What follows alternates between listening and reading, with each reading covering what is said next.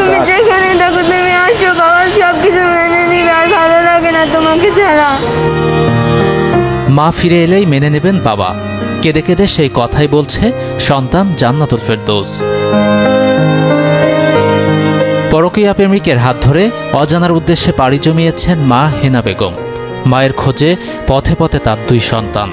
ব্যাটা নিয়ে গেছে আমার মাকে, তখনই আমার কেমন যেন লাগছে, আমার মাকে মিছে আমার মাকে নিয়ে এসে। বাবা বকবে না, সবকিছু মেনে নিবে। বাচ্চাদের জন্য তো আমার মাইনা লইতে হইবই। আমি তো চাইলে আরেকটা বিয়া করতে পারুম, আমার বাচ্চারা তো ওই সৎমার ইটা পাইব না, মার যে আদরটা ওইটা তো আর পাইব না।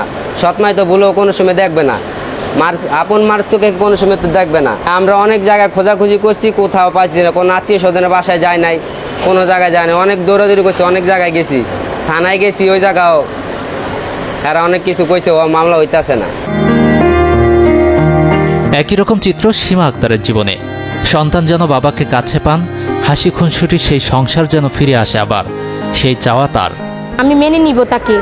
আমি চাই আমার স্বামী আমার কাছে ফিরে আসুক। আমি চাই আমার সন্তানটা যেন এতিম না হয়। আমি চাই আমার সন্তান যেন বাবা হারা না হয়, বাবার ভালোবাসার থেকে যেন বঞ্চিত না হয়। আর একটা অনুরোধ, ওনারা যেন ফিরে আসে, আমি ওদেরকে মেনে নিব। আমি আমার স্বামীকে মেনে নিব, আমার সন্তানের মুখের দিকে চাই। আমি চাই না আমার সন্তানটা যে এতিম হয়ে যাক। এই আমার অনুরোধ, ওনার তোমরা ফিরে আসো, আমার আর কিচ্ছু চাই না, শুধু ফিরে আসো, আমাকে মুখের দিকে তাকায়। আমার লাগা না হোক, আমার সন্তানের জন্য যেন ফিরে আসে, আমার সন্তানের লাগা যেন একটু ভালোবাসা যেন বাড়ে। পাশাপাশি দুই পরিবার, একজন খুঁজছেন স্বামীকে, অপরজন স্ত্রীকে, আর সন্তানরা খুঁজছে বাবা মায়ের স্নেহ ভালোবাসা ভরা সেই কোল। আমার কষ্ট আমার বাবার জন্য, বাবা তুমি ফিরে আসো।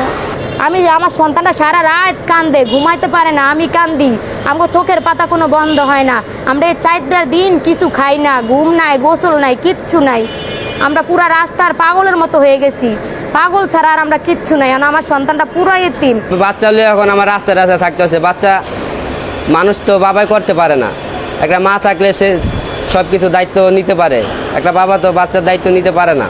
আমার স্বামী কৃষি কাজ করে, বর্গায় এই চাইলেন না জামাই করে দিয়েছি, এগো সুখ খেললে। ও বাবা, আমি এটা চাই। আমি অসুস্থ মানুষ, আমার রোগে আমি মরে যাই, চিকিৎসা করি না, জামাই করে যত্ন করছি। বাবা কি অপরাধ করলাম আমি, ক বাবা। এই ও বাবা, আমার নাতিটার মুখের দিকে তাকিয়ে তোমরা আইনা দাও। মৃধাবাড়ি মাতোয়াইল যাত্রাবাড়ির পাশাপাশি দুই পরিবার। একই ফ্যাক্টরিতে কাজের সুবাদে সম্পর্ক গড়ে ওঠে মমিনুর হৃদয় ও হেনা বেগমের। কিন্তু কখনো বুঝতে